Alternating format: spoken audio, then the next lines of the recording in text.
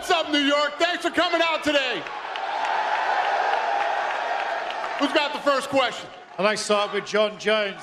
John, for a lot of your career, people have been talking about you fighting in New York, Madison Square Garden. To finally be here, days away from doing it, what does the emotions feel like right now? Oh, it just feels great. What's up, New York? How we doing? How we doing, New York? Let's hear you. Woo! Oh, it feels great to be here. It's always been a dream of mine to fight at the Garden, and I'd be lying if I said this fight didn't just feel different. It's a very special thing. New York has some of the best fans in the world, and I'm glad to be able to give you guys what you want to see. Earlier this week, you made it pretty clear you were upset with Stipe Miocic calling you a bitch on the Countdown episode. Why exactly were you so upset by that? You know, I feel like Stipe has this. You know, everyone likes first responders. You know, and I actually respect men and women in the armed forces and law enforcement, things like that. And so I made it a point to try to be very respectful to him. And there's been two scenarios now. First scenario, he said, my kids will never look at me like I'm an asshole. That was a direct attack to me and my family and my relationship with my kids. Second attack was him calling me a bitch. So the respect is a little bit out the window, and we'll see that on Saturday. Would you describe this fight as personal to you now? Excuse me? Would you describe this as personal to you now, this fight? It's very personal to me, yes. For you, Stipe, are you kind of surprised to hear his reaction to that? And do you even feel like you want to apologize for some of those things you said? I mean, yeah, I don't remember saying when my kids look. I don't remember saying that when my kids look at me like an asshole. That was no direct thing to him, and that when I say bring it on, bitch, it was pretty much he was calling me out, telling me he's gonna beat my ass in front of a whole arena of people. So sorry for defending myself. I apologize. He said it's personal. Do you feel like this is personal now? I mean, I think every fight's personal no matter what. I think you're fighting another man, another octagon, it's just you against him, and it's always personal. You brought your fire helmet with you today. I'm curious, what was the thinking in displaying that for us this afternoon? FDNY gave me this right before I came on stage. Those men are awesome. Like those are heroes right there, and I just thought it was amazing to get that gift. I got goosebumps. A couple of questions for you, Dana. Dana, it seems like the fighters are going to be competing in the old gloves this weekend. Can you tell us why that is? Because there were a lot of complaints about. We originally created these gloves to stop eye pokes, and you know we had good intentions with them. They didn't work out. People weren't happy with them, so I actually made the decision. Called our chief operating officer Lawrence and said, "I'm switching the gloves. I want new the old gloves back." So, is it going to be the old gloves moving forward now? Yes. And last one from me. The new gloves are now the old gloves. Okay. And last one from me. We all know that this Saturday has to take place, but for you personally, do you still want to see the winner of this fight Tom Aspinall to unify the heavyweight title? Was that for me? Yeah. What's the question? Do you want to see the winner fight Tom? The winner should absolutely fight Tom.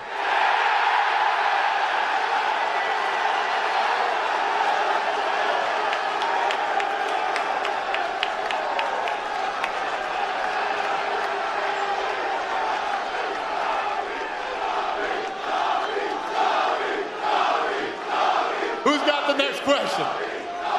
Knock it off. Question for Michael Chandler, all the way in the back right here, straight in the fork. You know, a lot of the narrative surrounding this is, you've never won in Madison Square Garden. Charles Oliveira has a win over you. So taking away, the possible number one contender fight, getting the win, bonuses and everything, how much does this fight mean to you specifically to fight Charles in Madison Square Garden? I absolutely love it, man. I love challenges. I love climbing a big hill. I have shed blood in Madison Garden twice. I will draw blood in Madison Square Garden for a third time on Saturday night.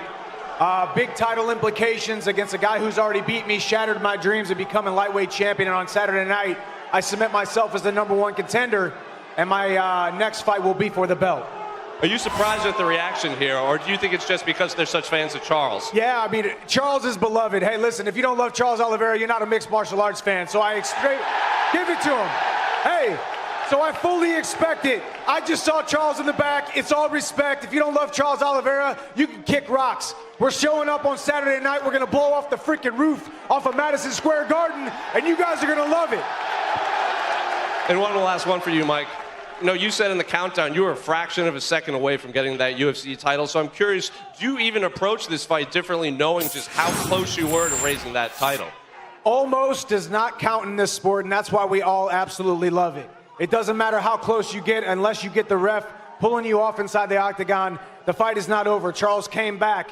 He proved not only to himself but to the entire world that he is a top contender. He was a champion for a reason, and he was a champion for a while. Now it's my turn. It's my time to avenge a loss, and on Saturday night, we do it. In question for Charles, in the back right here.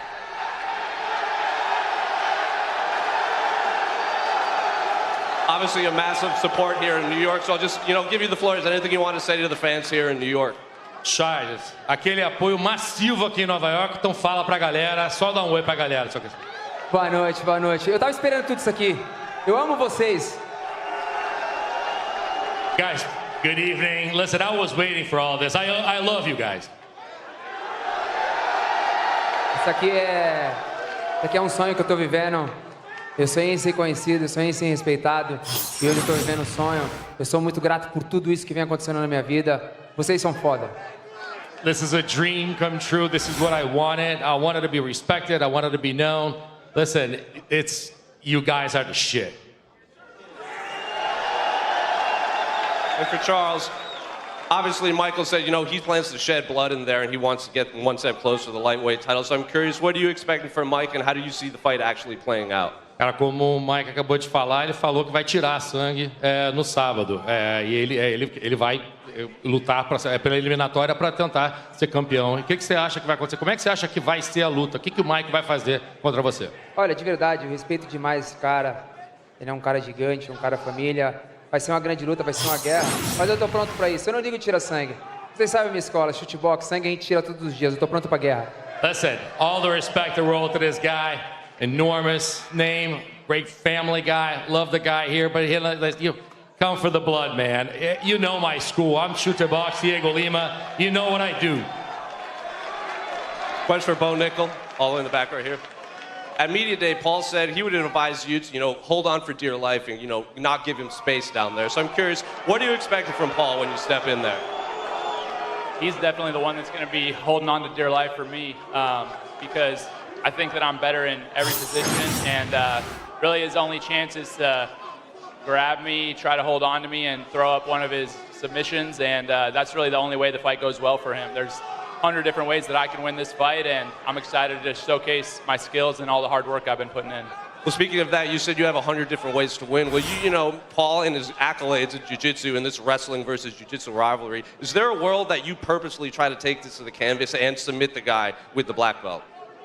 There's definitely a world where that happens. I think that obviously everybody knows me as a wrestler, but I think that my submission grappling skills are world class, and we'll see if I get the opportunity to showcase them this Saturday.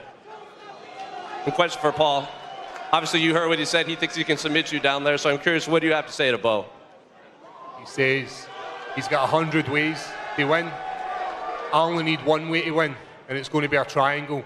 And when I hold on, I'm not going to let go until you tap. And Media Day, Bo's... Could anybody understand a word that he said? I couldn't understand a word he said. And I love the accent, though. It's dope. And last one for Paul.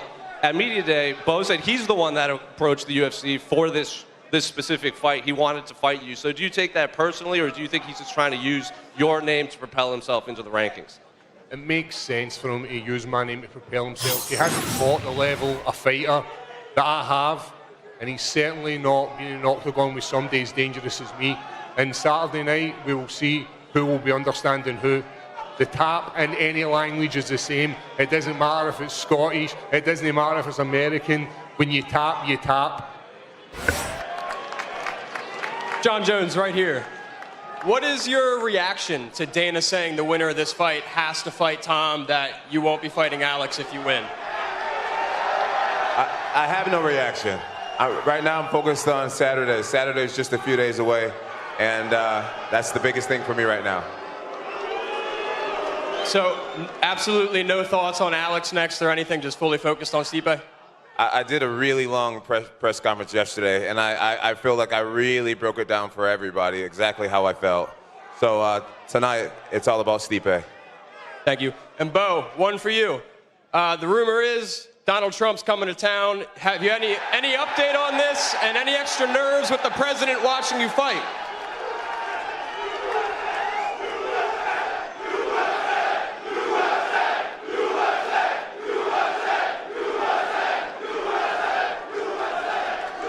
No comment, but I will say Saturday is going to be very, very special, for sure. Who's got the next question? My question's for John Jones. John, you said Anderson Silva was your favorite fighter growing up. Now that you've grown up, you're the GOAT for a lot of people. How does it feel to reflect on how you thought when you were growing up compared to looking back on things now? You know, it's been amazing, you know, having guys like Anderson, Spider Silva to look up to. There's a lot of guys. There's Uriah Faber. I have a long list of guys that I've always admired. George St. Pierre.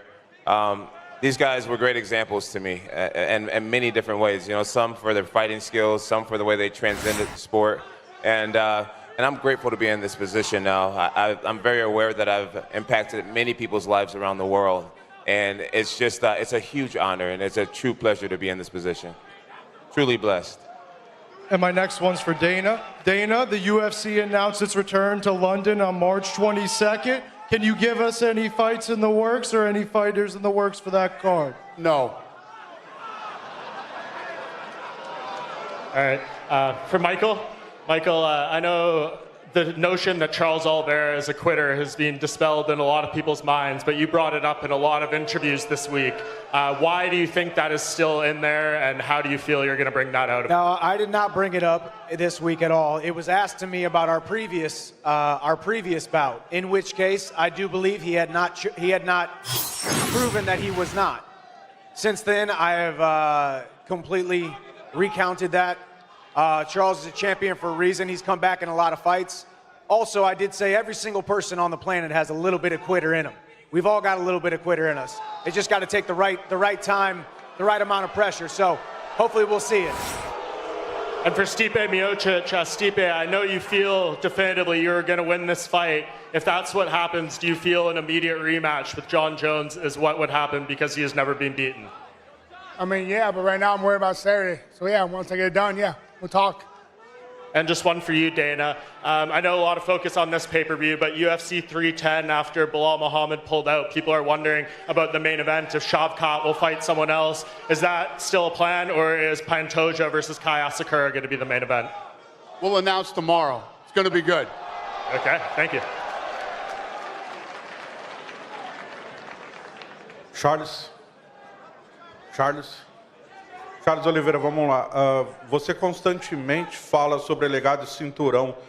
Por que é tão importante para você ter o cinturão se você já tem um legado construído? Olha só, está do outro lado do mundo, milhares de fãs torcendo por você. De onde vem essa motivação e por que o cinturão é tão importante? Charles, you've always talked about legacy, and you've got a belt to show for, but now you have the legacy. You're loved all over the world. You have so many accolades, so many records. Why is a belt still important for you, since you already have a legacy of your own? Olha, a gente tem que estar aqui por algo. Eu estou aqui pela história, pelo legado, eu preciso se tornar campeão. Há um mês atrás, meu filho nasceu, e eu prometi para ele mesmo, eu vou ser campeão mais uma vez. Da mesma forma que eu fui campeão para minha filha, eu vou ser campeão para meu filho. We're here for something. We're all here for something. I'm here for history. I'm here for legacy. I'm here to be a champion. Listen, about a month ago, my son was born. My new son was born, and I said, your dad is going to be a champion again, just like your dad was a champion for his daughter. That's my promise. Olha, eu não sei quando. A gente não tem, é tudo no tempo de Deus. Mas eu vou estar aqui para fazer história. Listen, I don't know anything. Everything is in God's time, but I'm here to make history. Charles, mais uma. No Brasil, a história é muito famosa. Você teve a sua filha, foi campeão, 9, 8 vitórias seguidas. Qual foi o clique que deu quando a sua filha nasceu? E você sentiu esse mesmo clique quando o Dominique nasceu? Charles, so when your son was born, we know that after he was born, when your daughter was born, you streaked like 8, 9 straight victories. So what clicked that made you do that? And do you think that click is going to happen now that Dominic was born? Olha, não é um clique, eu tinha que fazer algo para poder, sabe, dar tudo de bom para minha filha e foi isso que eu fiz. O que eu sei fazer de melhor, eu sei lutar. Eu não sou esses caras que ficam falando um monte. Eu simplesmente, quando fecho o cage, eu vou lá e faço acontecer. É isso que eu vou fazer de novo. Eu vou dar a volta por cima, eu vou se tornar campeão mais uma vez, eu vou deixar o meu legado cada vez maior e eu preciso da ajuda de todos vocês. Essa energia positiva é isso que faz acontecer. Guys, it's nothing that clicked. You have to fight for something. I had to do something. That's what you do. I'm here to do something. And the legacy, I'm here to be a champion. I'm telling you right now, I'm working towards that. That's what I know how to do. That's what I do. I fight, and I fight well. I know this. Listen, I'm going to turn things around. I'm going to be a champion again, and I need all of you to be by my side as I do that. Olha, de verdade, se esses caras acham que eles estão prontos para pagar o preço, eu estou 10 vezes maior. Eu nasci para isso. Eu vou fazer história mais uma vez. Listen, if some guys think that they can do something and they have everything that they got and they can do something against me, listen, I got 10 times more than you guys do. Listen, I'm going to make history. Who's got the next question? You? Down here, Dana. Go ahead. Welcome back to New York. Thank you, buddy. Question for Stipe Miocic. In the long build-up to this fight, the man to your right has repeatedly campaigned for Jon Jones as the pound-for-pound greatest of all time.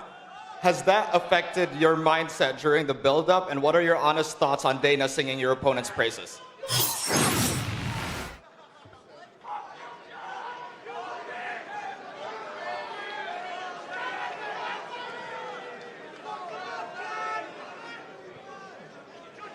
I mean, nothing new. I mean, John's done well. I mean, he's pound for pound. He's the best. You know, they call him the GOAT, and it is what it is. I mean, nothing new to me. And listen, I train just as hard as anyone else.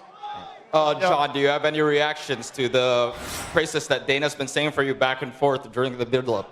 I'm really grateful. I'm really grateful for the compliment. I've been here for a long time. I've beat generations of fighters, and I believe Dana knows what he's talking about. So I'm grateful for it, and I try to live up to it with every performance. Just a quick one for Michael Chandler as well. Earlier this week, you talked about how you were looking forward to fighting at 170. When you think about that division, which matchup intrigues you the most?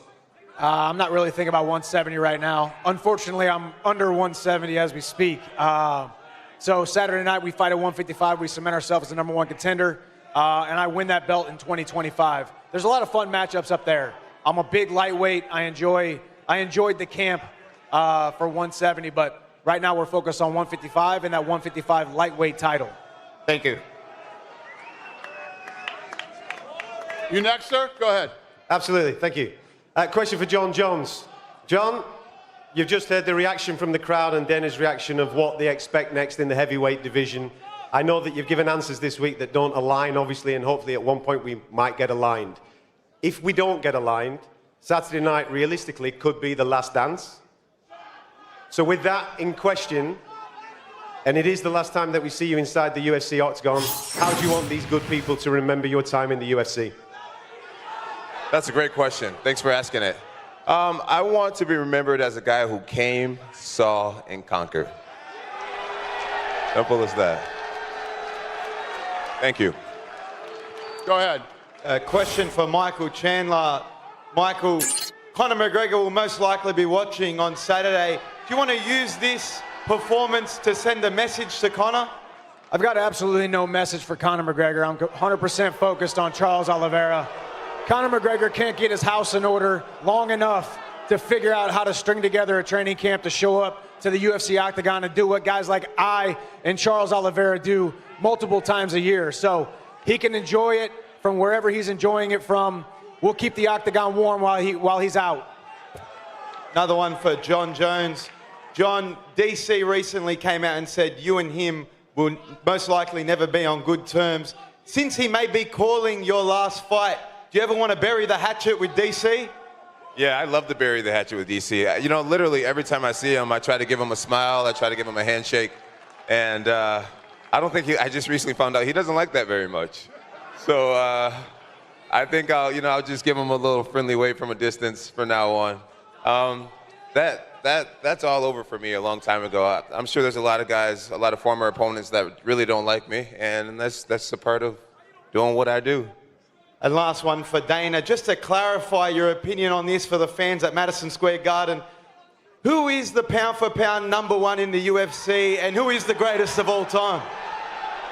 Listen, it is my belief that as long as this guy is active, he's the best. He's the pound-for-pound best in the world, and he's the greatest of all time. Thank you.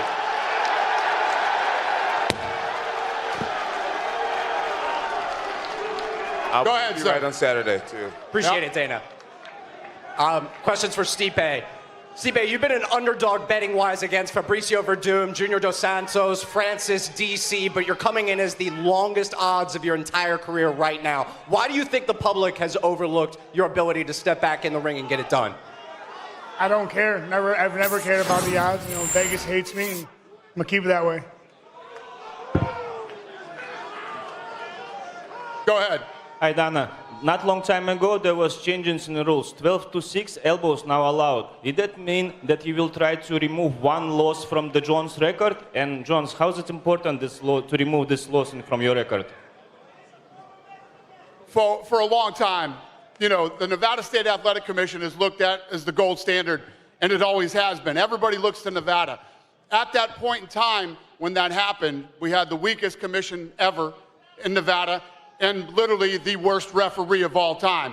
I tried to get that removed. I don't think it's possible, and it's the thing that's going to stain his record forever. I mean, the real fans know he didn't lose the fight, but it is what it is. I think that's always going to be there, unfortunately. Thank you. Question for Jon Jones over here. We kind of see you've assembled a team of Avengers in your corner for this fight. What do you have to say about the guys in your corner? Gable Steveson, Gordon Ryan, your friend Osi over there. Man, I'm really blessed to be surrounded by really great men and women in my life. Not only Gable and not only Gordon and all these guys, but shout out to both of those guys, by the way, two of America's finest athletes. But I got guys who's been with me for years who's helped me get to this point. Coach Greg Jackson, Brandon Gibson, Professor Alan Carr, Paige, and Coach Aaron, Coach Alex. I got a really solid squad of guys, and our team was pretty damn close to perfect before adding these two great additions. And now a perfect team just became that much better. I'm definitely prepared to have a great ground fight this Saturday night, for sure. And then one for Michael Chandler. You've said about Islam Makhachev in the past, you said good old-fashioned American wrestling beats Dagestani Sambo any day of the week. How does American wrestling fare against Brazilian Jiu-Jitsu this weekend? I guess we'll find out on Saturday night. Obviously, Charles is decorated. The most submission wins in UFC history. That's why I love this fight. I love a scary fight. I love an exciting fight. And I love Madison Square Garden. This has become like my second home. My 6th fight in the UFC, my 3rd time at Madison Square Garden in this beautiful city of New York. So I'm excited to go out there. If I want to take the fight to the ground, I'll try to take it to the ground. I think I will take it to the ground, and I think I'll stop his shots if I want to stop his shots. So it's going to be fun. Go ahead, sir. Question for Paul, down to your right. When you make the walk to the octagon on Saturday night, you're going to be the first Scottish mixed martial artist to actually compete in Madison Square Garden. I know Stevie Ray fought at the theater, but you'll be fighting actually in the arena. How much of an honor is it for you to be following in the footsteps of the late, great Ken Buchanan? Anywhere you fight in the world with the UFC behind your back is an honor, but to walk out in MSG, the noise in this room alone, never mind come Saturday night, is incredible. What's going to be more special is that noise after I get that submission victory in the 15 minutes. It's going to be immense within the MSG, and I cannot wait. Question for John, down here to your right as well. You've beaten a litany of UFC Hall of Famers during your career. Where would a win over Stipe rank amongst those wins? You're saying what is a win over Stipe? Where does that rank? Hey, where do you rank it in the list of wins that you've had over? Hey, before I answer this question, I have a very special young man here tonight. My man Kier, I met earlier today. He was diagnosed with cancer recently, and Dana, I'm wondering if you can get him tickets to my fight. That's awesome. Guys, Kier's over here in the red. He's such a sweetheart. Such a sweet young man. I don't know if you guys can see him, but he has the biggest and most beautiful smile. And I am so blessed to have met him. And I promise to give you a great show on Saturday night, young man. And Dana just said you got tickets, so you're gonna be all right. Hopefully they give you, are you gonna give him a decent seat? Oh, you're gonna get a good seat too. Uncle Dana, he knows how to take care of his guests. So, welcome to the UFC, Kier. And as far as beating Stipe, where would that rank? You know, I've defeated a lot of amazing athletes, and Stipe is an amazing athlete. You know, even though I don't quite like him as of right now, which it's fighting. Who cares if I like him or not? I have to respect what he's done in the UFC. I've seen this man use that right hand to get some really great guys. So I got nothing but respect for the dude at the end of the day, and that's what's going to make it such a great fight. I know he has a great team and a great family. I have a great team and a great family, and that's what MMA is all about. Martial arts is all about two greats getting together and seeing who's the better fighter. And Stipe, down here to your right as well, same question to you. Where would you rank a win over John in the list of the wins that you had in your career? I mean, John pretty much summed it up right there, man. I mean, I'm not much of a talker, as you know, but like you said, he's got a great team, great family, as do I. And this man's doing some fireworks on Saturday, and I can't wait. Thanks. This is the last question. Hey, guy in the green sweater, you asking a question? Yeah, go ahead. Sir. Thank you. One question for John Jones. So, asking whether this win or even before this win on Saturday night, do you have yourself on the Mount Rushmore of American sports? And if you do, how does the rest of Mount Rushmore look? Man, you know, it's hard to stand up here and kind of toot my own horn, but you know, I don't know if I can put myself on the Mount Rushmore of all American sports. But I do recognize that I've won, you know, what, 15, 16 world titles, and that's very rare in any sport. You know, Tom Brady told me that I think he had like 7 titles, 6 titles, and I know Michael Phelps did a really great thing with the Olympics. He has many, many titles. 17 is very rare. It's very rare, and I guess that's a question that you have to answer. Your fans have to answer, but I'm grateful to be even mentioned in a conversation like this. Thank you. Thank you. And last question to Dana. Dana, I'm coming from Georgia, and Georgia right now has 2 champions in the UFC. So I think this question is coming from every single Georgian UFC enjoyer right now. Will we ever, in the upcoming future, see a UFC event in Georgia? Thank you. Yes, sir. We will. Yes. We want to go everywhere. So, you good? I just wanted to say thank you, and I'm looking forward to seeing you there. Thank you. Thank you, sir. So, we're going to rip this apart. We're going to square these guys off. I just wanted to say one thing. I don't remember how many years ago it was, but we couldn't get into New York City, and now we're 7 of the top 10 all-time gates at the baddest arena in the world. Thank you, New York. Thank you, Joel, and thank you, Madison Square Garden.